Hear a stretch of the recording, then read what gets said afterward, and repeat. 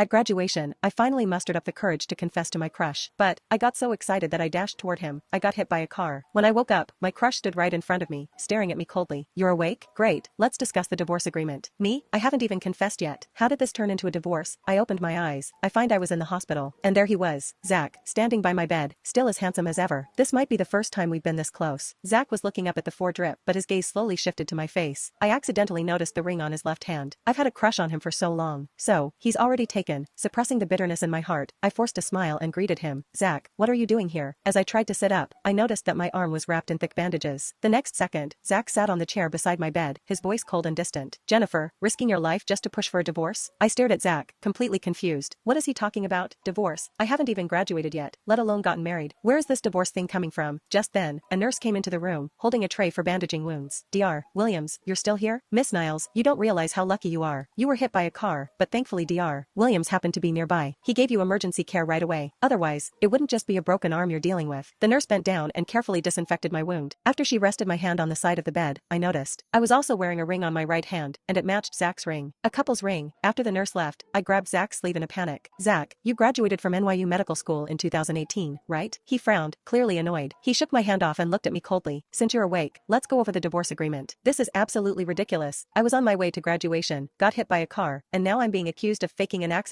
to force a divorce from Zach. Either I've lost my mind, or Zach has. Wait, Zach. Before I could finish, a little kid suddenly ran into the room, jumping right into Zach's arms. Me? Wow, this kid is so adorable. I reached out with my good arm to pinch his cheek, but he immediately hid behind Zach, clearly scared. Sorry, little guy, you're just too cute. I couldn't help myself. Zach shot me a disapproving look. It suddenly hit me that I hadn't even gotten to the main point. Zach, this might sound crazy, but I don't remember anything you're talking about. All I recall is being on my way to the graduation ceremony. Before I could finish, Zach cut me off impatiently. So, you're telling me you've lost your memory? Amnesia? Yes, that must be it. Amnesia is the only explanation for why I don't remember any of this. I nodded sincerely. Zach's icy expression didn't soften. He pulled a document from his bag and tossed it onto my lap. This is the divorce agreement. The terms are exactly as you requested. If you have no objections, just sign it. I opened my mouth to respond, but no words came out. The little boy in Zach's arms looked sad, his lips trembling. Zach, shouldn't we avoid discussing such topics in front of a child? It's not good for his emotional well-being. How considerate of you, Jennifer. Zach sneered. That's our child. And yet, when you were having dinner with another man, did you ever think about how that might affect his emotional well-being? I hadn't even processed his first sentence when the second one hit me like a ton of bricks. I stared at the little boy in disbelief. So, I didn't just get married, I have a child too. But the little guy paid no attention to me. He buried his face in Zach's neck, refusing to even look my way. Too much information. My brain couldn't handle it. I was officially out of commission. It took me a whole day to wrap my head around everything. It seems I really did lose my memory. I'm still me, and Zach is still Zach. The only difference is, we're married, and we have a kid.